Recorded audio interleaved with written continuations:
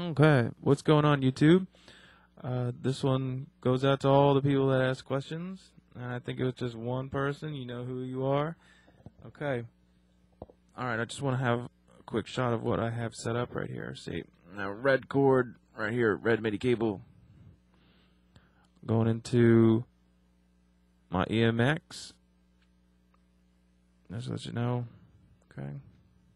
I'll just be using the keyboard function on that. I'm just getting that out of the way. Okay, now the first thing I want to say is that if you don't have the manual to the Roland D2, you got to get one. You can get them online. I've had to find it numerous times, and if you do have a copy of the manual, make sure you download a digital copy and just keep it on your computer. It's like 2 megabytes and it's in a PDF.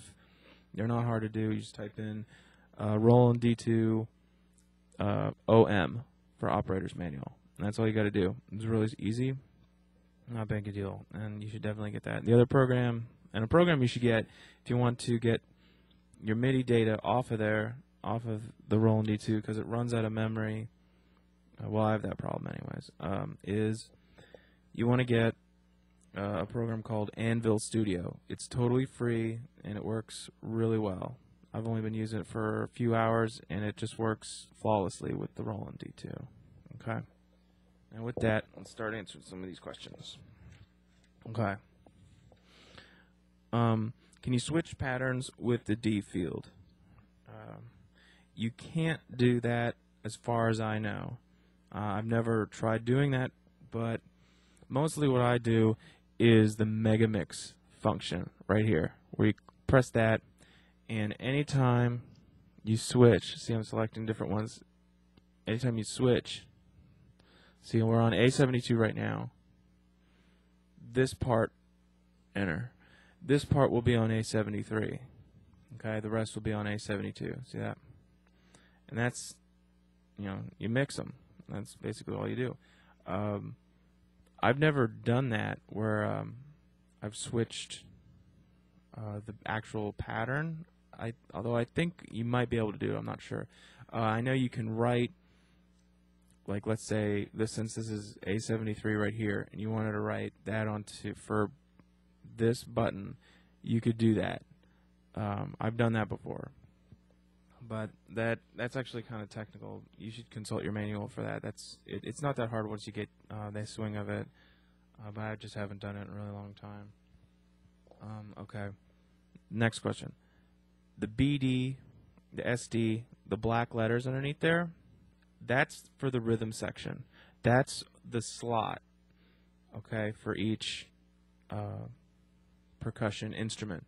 And you access them by pressing these two buttons right here at this same time for rhythm mute.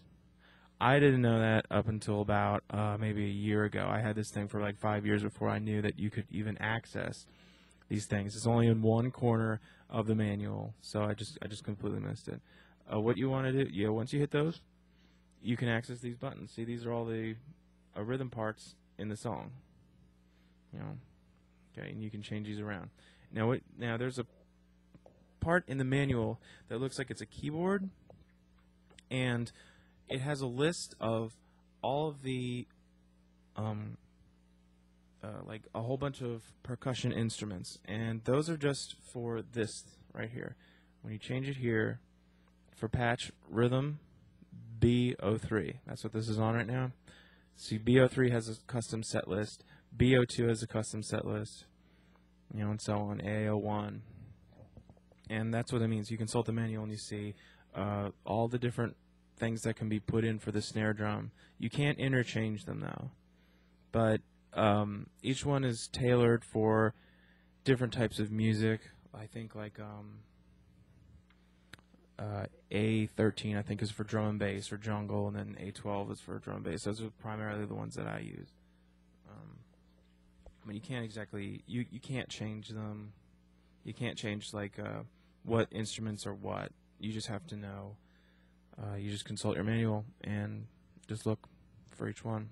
It stands for bass drum, snare drum, hi-hat, clap, cymbal, tom, percussion, hit, and others. Others is just miscellaneous sound effects like a gunshot or something like that, or a car horn. I don't know. I don't remember. Okay. Can filter be applied to more than one part? Yes, it can, which is good news. What you do is you hold down this button right here and edit at the same time. Okay, now check this out. Okay, now that is for this right here. We're editing number 1, not in the rhythm section. You can't do this for the rhythms. You can do it for the whole of the rhythm section. You cannot do this for individual parts within the rhythm section. So you can do this for like the synth parts. See, it's changing each time I press a different one. Okay, level, that's the volume level.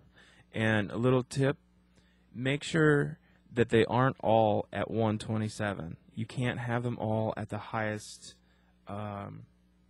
level. They have to be, lower, because it'll sound really bad. And if you have some really strong synths, they're not going to come out well. Like, they'll sound fine by themselves, but they will not sound well with the rest. It drowns it out. It doesn't have enough power for it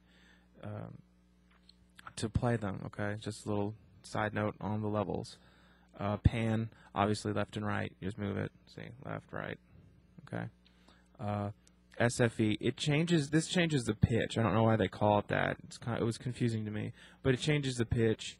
And for some synth noises, it actually completely changes the sound. It's really interesting, because you'll play a sound and it'll be all high, and then you try using it on here and it'll sound like almost a completely different instrument. See, it's at -9, 10, 15. For a piano, it's like different octaves. See, this is at the lowest part of the piano, highest. Okay. All right, that's SFE. Reverb, it sounds like an echo. Delay, more of an echo. And this is what you want to do. The NFX. I think that's supposed to be an NFX. And what it is I think I have them all on. No, I have this one off. Okay. And when this is on, the filter will apply to it. Okay. For the rhythm section, there's another one. See, rhythm has this. It has RHY. I'm not exactly sure what that does with it. I haven't messed with the filter too much on the Roland, but I know that is true. I tested it out right before I made this video. You just hit that. Okay. Out, in, internal, external, both. Okay. For that, you just consult your manual. It'll tell you better than I can to tell you what that does. Okay. Can you record the arpeggiator? I think you can. You just record live. You just hit the record button. Whoops. Oh no. Okay. Well, anyways, if it ever decides to work, I don't know what I'm doing. If you hit the record button and you hit play, I'll just change this. Oh, it's on Megamix. That's why. Okay. Yeah. Yeah. You just hit record, and then you hit the play button, and it'll count down. I think you can set it to. I said some stuff last time in the last video when it went out. I'm sorry. Okay, I'm running out of time. Anyways, you hit record and hit play, and then you can mess with the arpeggiator. It might record live or not. I'm not sure if it does it with a snare drum. If you can do that live or not. The other thing that I want to note right now is if you hold down edit with any of these buttons, they're customizable. So always remember to hit edit with stuff, and it'll help out a lot. Okay. The vinyl stuff, that's mainly for performing live. You can't set like cue points. I think that's what you were asking.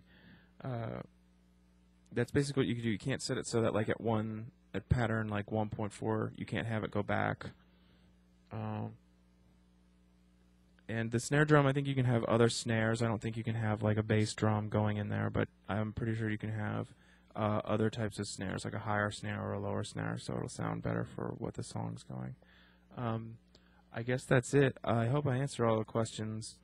If anybody has any more questions, feel free to post them in the show notes. All right. Thank you.